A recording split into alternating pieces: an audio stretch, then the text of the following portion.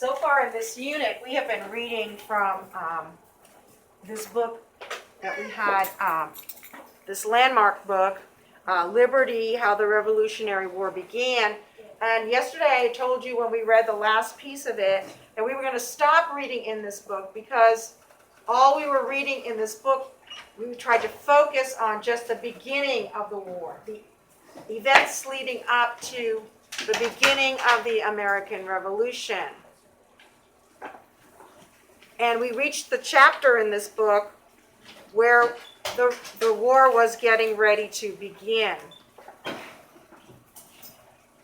So because we've moved into some of the subject area that we're not really focusing on for this part of the unit, we're going to start reading in a different book. And again, in this book, we're also going to want to just focus on the events leading up to the American Revolution. Now, because this is the second text that we're reading, we're going to read it differently than we read the first. And if you remember our lesson this week about our boxes and bullets note-taking, our note-taking is also going to change a little bit because we're going to want to synthesize across texts. So we've already read this one. We're going to synthesize the information that we read in this new book. However, you also need to know any information that you add, where it's coming from. Okay? So what I'd like you to do, if you can, I know you have your reader's notebook in front of you, open it up to a new page, a fresh page. And you're going to, let me just get my paper ready here. You're going to want to write down the information from this book. But when you do that, can you try not to make that crinkle so much? It's making a lot of noise. When you do that, you're going to want to code it. You're going to want to give it a code. So the title of our book is The Revolutionary War.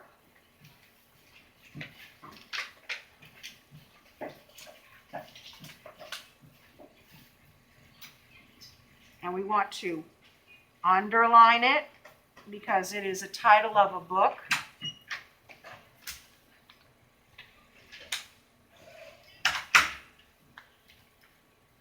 It's by Josh Gregory.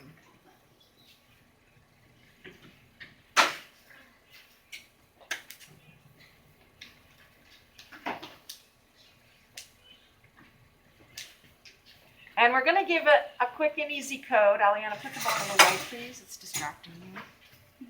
We're going to give it a quick and easy code right here. I'm just going to put the letters of the title, T, R, W. So I'm just going to put T, R, W, and see, I've put it right there. Now, I'm still going to take notes on this book as reading out loud. As I'm reading it out loud, I'm going to want you to take notes using boxes and bullets. But if you recognize something that we've already taken notes on, you're not going to take the notes here.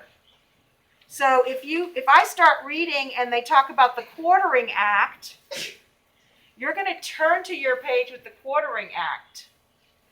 If you hear or see anything new that we don't already have here, you're going to add it here. And you're going to use that TRW so that you know where it came from. If you hear any information while I'm reading on the Navigation Acts, you're going to turn back into your notes. You're going to listen and look. And if you hear or see anything that's different or is in addition to what you already know about them, then you're just going to add them here. That's how we synthesize across texts. That was a question on your pretest, your reading pretest. synthesizing across texts, meaning that you're taking the information from two or more different sources and you are combining it in a way that makes sense. You're not just saying this is what text 1 talked about, this is what text 2 talked about. You're just going to talk about it. Okay, so let's go ahead and start reading. And again, we're starting at the beginning of the book, and we'll stop when we move to areas that are talking about the actual war beginning. So we're looking about, same thing, we're looking at the events leading up to the American Revolution. A New Start in North America. So this is chapter 1. It's called A New Start in North America. I love how Galila is writing down the title of the chapter in her notebook. And remember, we're listening and we're looking with a lens for our thesis statement for the essay that we're writing in Writer's Workshop. We're talking about how, remember, the thesis, the working thesis that we have, is that the colonists felt that they were being treated unfairly, so they decided to seek their independence from Britain. We have a picture here, and it says the caption for the picture. It's a drawing, actually. The colonies expanded quickly as businesses found success in the new continent. In the early 17th century, English colonists began settling in North America. Most came to find land and work. They hoped to become successful and wealthy. One of their goals was to expand westward, where land and opportunities were plentiful. Slavery was legal in America at the time. It played an important role in the growth of the colonies, especially in the South. By the mid-18th century, the settlers had established 13 colonies along North America's Atlantic coast. The colonists were British. They were subjects of Great Britain under the king. Colonists were expected to follow the laws that Parliament made in England. In 1754, war broke out between France and Great Britain for control of North America.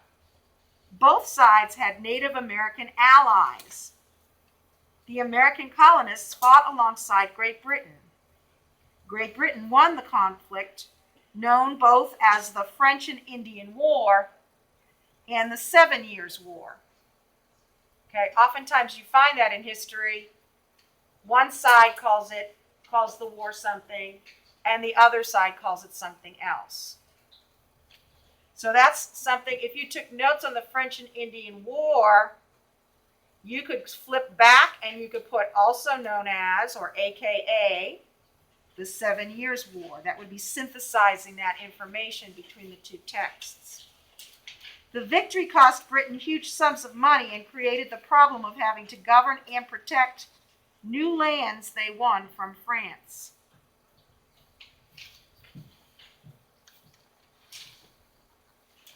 Chapter 2.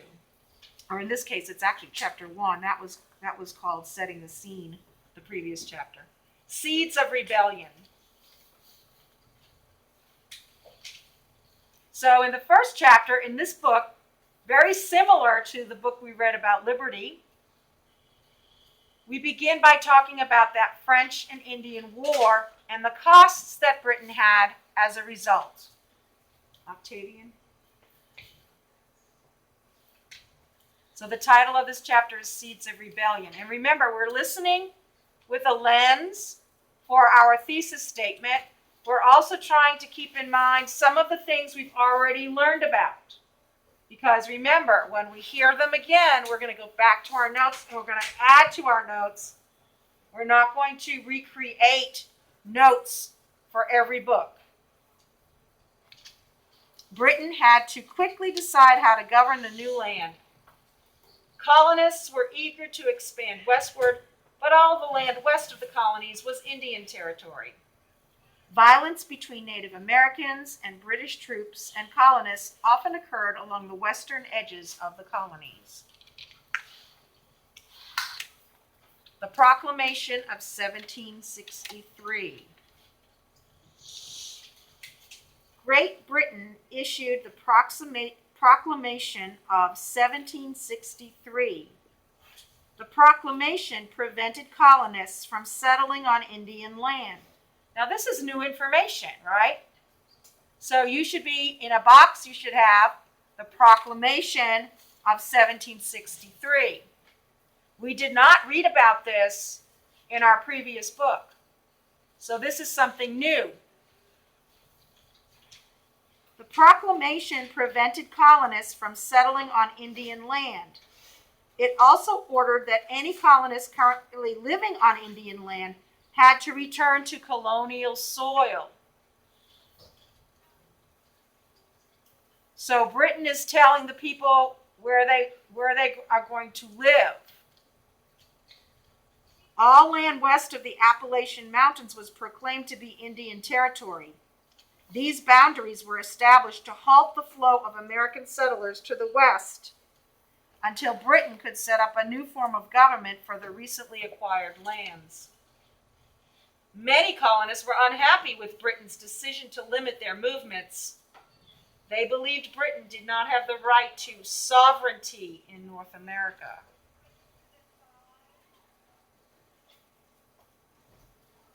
So with the Proclamation of 1763, some of the bullets that you would have underneath that box might be to control where people lived, to control where the colonists lived. One of the bullets is that they were not allowed to live on Indian territory. Another one might be that they needed to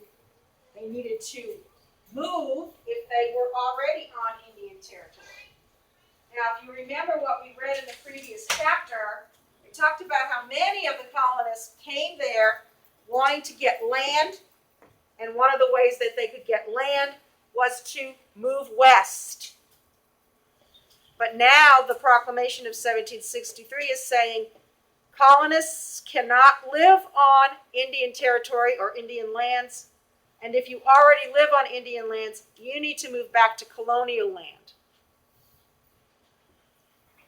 So that's all new information that we have. We hadn't heard about that in the other book. Okay. Too many taxes. Give me a thumbs up if you think this is going to connect to some of the information we've already learned. To pay off its war debt, Great Britain began taxing the American colonies to raise money. The colonists believed the British did not have this right. Great Britain argued that it did hold this sovereign right in the American colonies. Britain had imposed taxes throughout all of its colonial holdings. It assumed it could do so in its American colonies. In 1764, Parliament issued the Plantation Act, also known as the Sugar Act. All right, I love it. You're all flipping back to where you wrote about the Sugar Act. And if we go back, remember our code. So here's the information on the Sugar Act. The Revolutionary War, TRW, okay?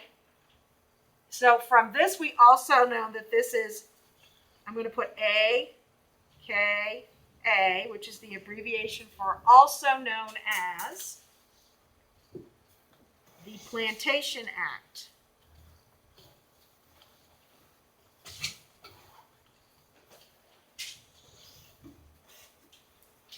So any information that we're reading that's different from molasses very expensive, I'm going to add here with the TRW next to it, so I know it comes from a different source, but it's about the same main idea. It's about the same item.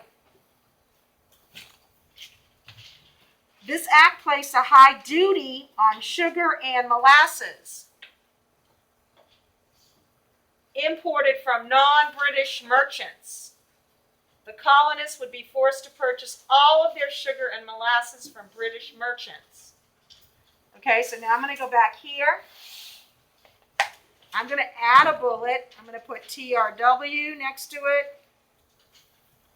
And I'm going to write, we have a duty. Now, what is a duty? Okay, what is a duty? A and C? Like a what? Okay, but does that make sense in the way that this word is being used? This act placed a high job on sugar and molasses, so it doesn't make sense, right? Does anybody else have an idea what it might mean, Galila?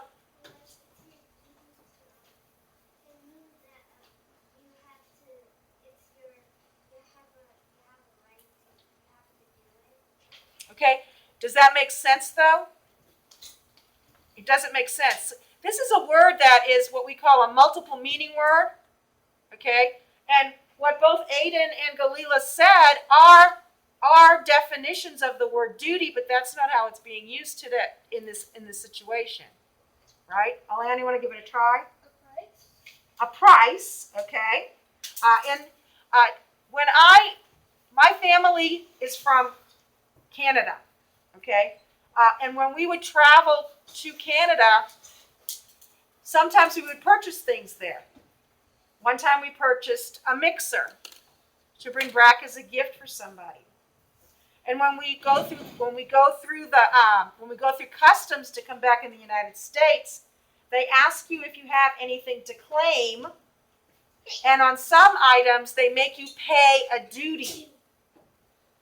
So as goods were imported into the country, into the colonies, a duty was placed on them, a price that had to be paid in addition, okay, by the person who was bringing them in, okay, so that shipper that was bringing them in had to pay that duty, and they just passed that price on to the people. So that price was added to the cost. And that's what drove up the price of the molasses and the sugar. So let's go a duty or price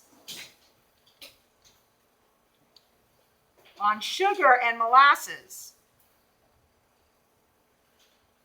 That's new because the other book only said that it was molasses. It also didn't say that it only from non-British.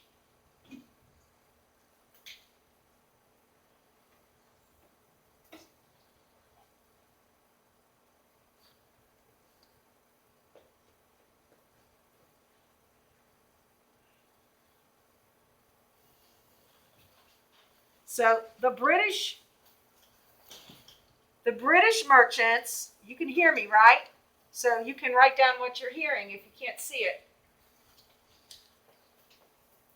So this is new information that comes from a different source. Our TRW, our Revolutionary War, our new book. And we are synthesizing our information from our second book with our first.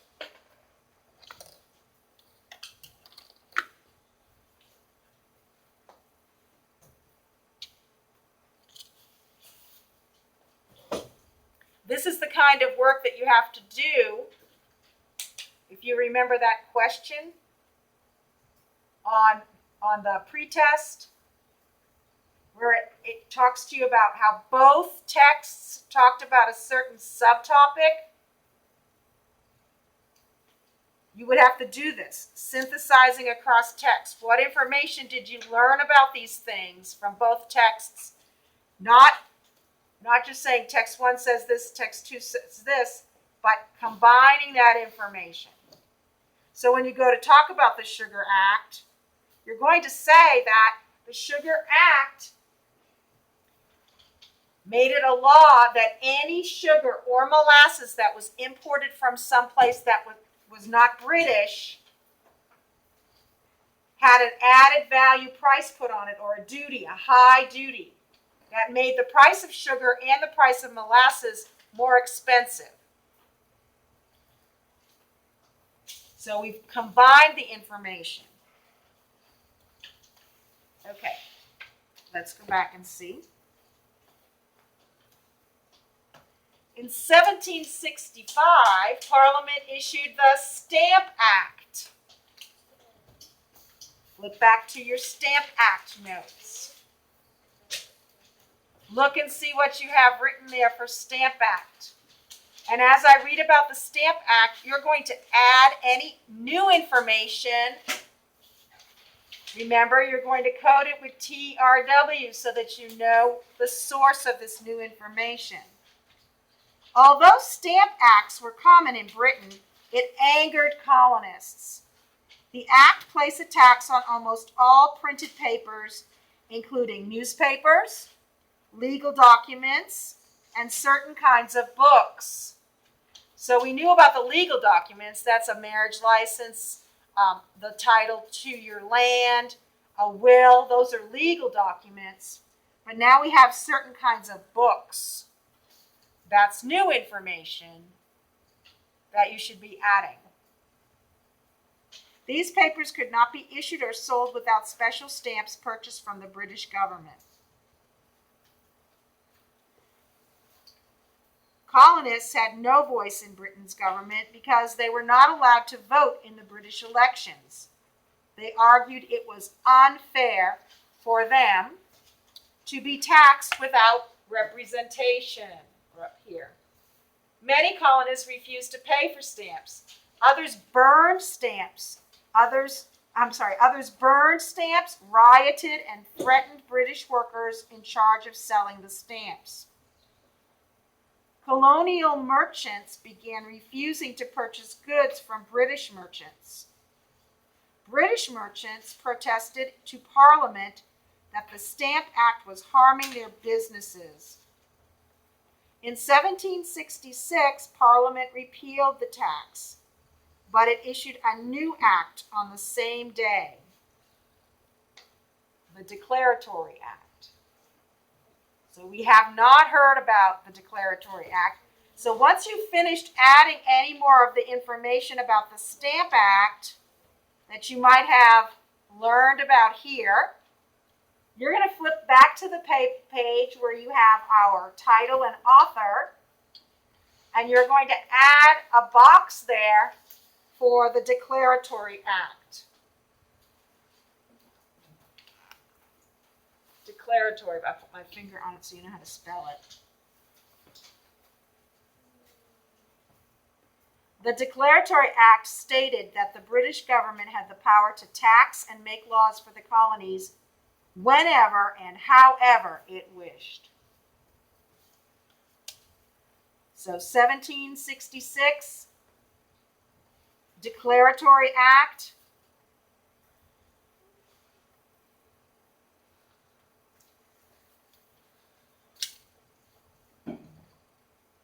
The British government has the power to tax and make laws for the colonies whenever and however it wishes. Who's making that noise? Okay, I'm going to have to take some points because that's uncalled for. I'm not making that noise. That is your head. It's someone over there. It's not them. Chen, were you the one making that noise? Can you nod or shake your head because I can't hear you? Okay, I need you to stop doing that. I don't know why you're making that noise. I'm going to have to take some points. So when you write on this page,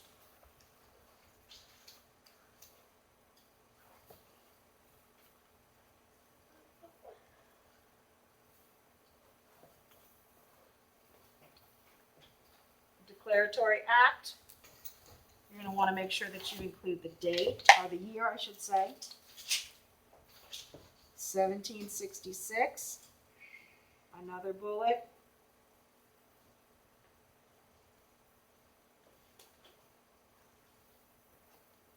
Britain can tax.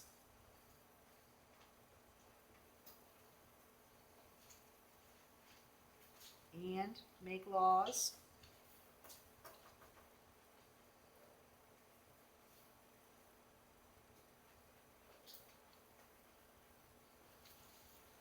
wherever and however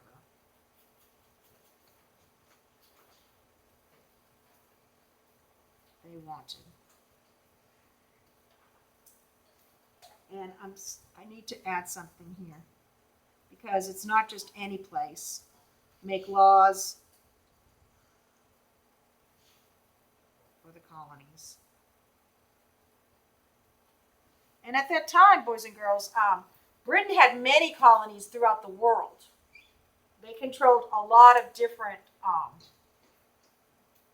areas, and their colonies were quite widespread.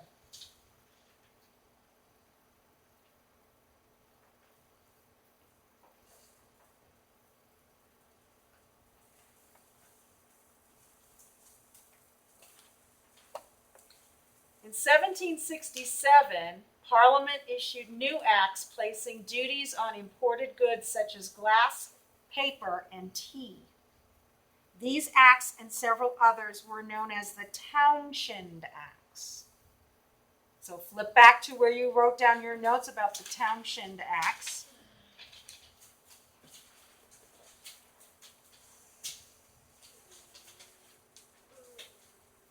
Okay, I'm really having a problem with the noise. If it's too much trouble for you to turn the page to find your notes, then we have bigger problems. So when you're looking at the notes that you took on the Townshend Acts, are you learning any new information here that you can add? In 1767, Parliament issued new acts, so the year was 1767 for the Townshend Acts. Parliament issued new acts placing duties on imported goods such as glass, paper, and tea. These acts and several others were known as the Townshend Acts. British officers soon were stationed at colonial ports to make sure the duties were paid. Colonists began smuggling goods such as tea into the country so they would not have to pay duties.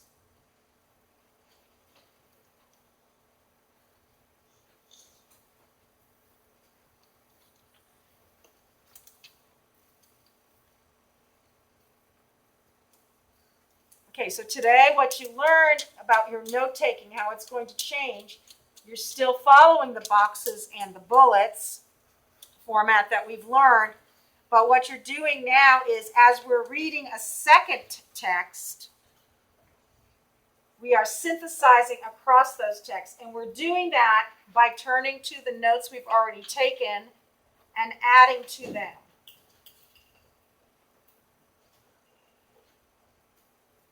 We code that, remember, by the source. We're only adding new information. We're not copying down information that's already there.